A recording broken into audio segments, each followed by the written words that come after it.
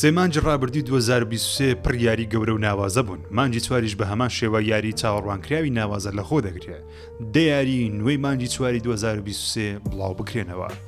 ژمارەدا یاری شێرلۆک هۆلمز دی ئەوەیکند دووبارە دروستکراوەی هەمان یاریە کە 13 ساڵ لەمەوبەر بڵاو کرایەوە. یاریێکی لێکۆڵینەوە گەڕان دەبێ کامێرەی کەسی سێم بێ وەکو شێرلۆک یاری دەکەی و لێکۆڵینەوە لە چەند کەیسێکی گرنگ و پڕنهێنی دەکەی. بڕیارە لە 11 چوار لەسەر پلەیستیشن 4 و 5 Xbox Seires Xbox One Nintendo Switch و PC بڵاو بکرێتەوە. ژمارەنەوە گۆستوایر تۆکیۆ هەرچەندەم یاریە هی پارساڵە بەڵام لەم مانگا دێتە سەر Xbox Series و ئێستا لە ڕێگەی PlayStation Plus Extra بەردەستە. گۆستوایر تۆکیۆ یاریەکی کامێرەی کەسی یەکەمی ئاکشن نیمچە RPG و تا دەتوانی بە شێوەیەکی سنووردار توانای پاڵەوانەکەت بەهێزتر بکەیت. چیرۆکەکەی باسی شاری تۆکیۆ دەکات بەهۆی زۆرە تەمێکەوە دانیشتوانەکەی ون دەبن و دەبنە تارمایی، بەڵام بەهۆی تارماییەکی نەناسرا و تۆ وەک خۆت دەمێنیتەوە و کاری تۆ دۆزینەوەی خراپەکارەکە و ڕزگارکردنی و ڕۆحانەیە کە دانیشتوانی شارەکان. ئەم یاریە جیهانی کراوە لەلایەن ستودیۆی تانگۆ گەیمسی بەتێزدای مایکرۆسۆفت کاری بەرەمێنانی بۆ کراوە لە 12 چوار لەسەر گەیم پاسی Xbox و PC بەردەست دەبێت. ژمارە 8 یاری مێگەمان باتڵ نێتوۆرک لێگەسی کۆلێکشن چەند ساڵێکە ئاشکرا کراوە لەم مانگە بڵاو دەکرێتەوە. ئەم کۆلێکشنە لە چەند یاریەک پێک دێن لە یاریەکانی مێگەمان باتڵ نێتوۆرک تا بەشی شەشەم و چەند یاریێکی جیاوازی و زنجیرەیە. ستایل یاریەکە وەکو یاریەکانی پێشوو مێگەمانە 150 گۆرانی کلاسیک و ڕەسەن لە خۆ دەگرێت. یاریەکانی زنجیرەکە لە ماوەی 20 ساڵ لە ڕابردوو لە خۆ دەگرێت. کۆلێکشنێکی ناوازێ بەو کەسانی عاشقی مێگەمانن. بڕیارە لە چواردەی مانگی چوار لەسەر PlayStation Switch PC بڵاو بکرێتەوە. ژمارە 7 یاری میتیۆر میکر نوێترین یاریە لە جۆری دروستکردنی یاری لەلایەن گەیمەرانەوە. چۆن لە ڕێگەی ئەو یاریەوە گەیمەران دەتوانن خۆیان یاری بچووکی لە ناودا دروست بکەن و یاریەکە خۆشی یاریی تەواوە.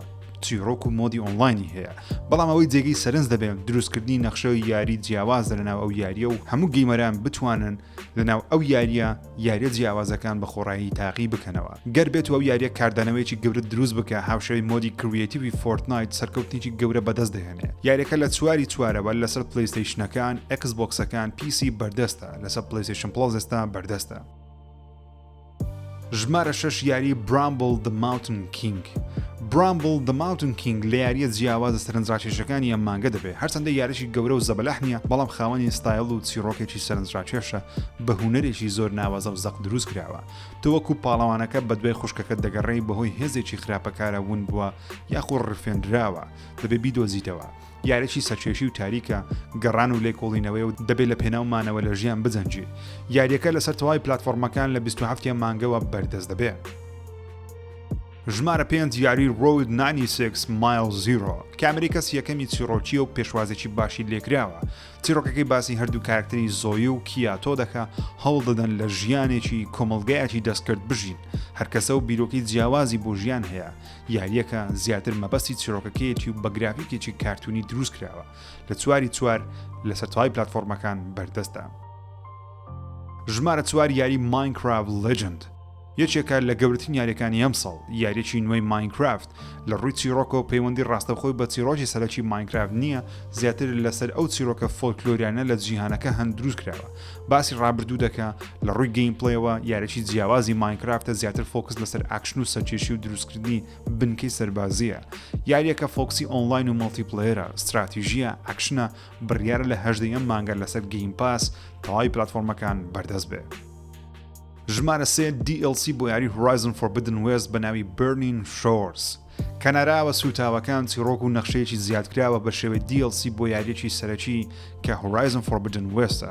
یاریەکە خۆی گرافیکێکی زۆر قەشەنگ و چیرۆکێکی زۆر باشی هەیە. ئەم زیادکراوە نوێیەش چیرۆکی شاری لۆس ئانجلس لە هەزاران ساڵی داهاتوو زیاد دەکات.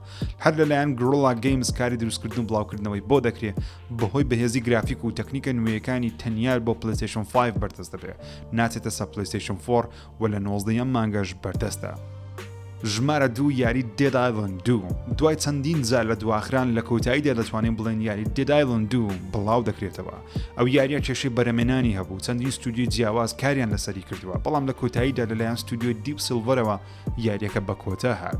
یاریێکی تاقەکاری کەسی یەکەمە و لەسەر شاری لۆس ئانجلسە و زیاتر لەسەر ناوچەی بیڤەرلی هیلسە. واتە لای گردەکەی هۆلیوود ناوماڵی ئەستێرەکانی هۆلیوود کە هەمویان بوونەتە زۆمبی. گەیمپلەیەکی چێژبەخشی دەبێت بە ئەنریل ئینجن 4 و 5 دروستکراوە و بڕیار لەسەر پلەیستەیشنەکان، ئەکسبۆکسەکان، PC لە 21 چوار بڵاو بکرێتەوە. ژمارە 1 یاری ستار وارز جێدای سروایڤەر. بەشی ڕابردووی ناوازە بوو، بەشە نوێیەکەی پێدەچێت لە هەموو لایەکەوە یاریەکە فراوانتر بکە گەر سەرکەوتوو بێ لە ڕووی فرۆشەوە EA بەڵێنی بەشی سێمی داوە.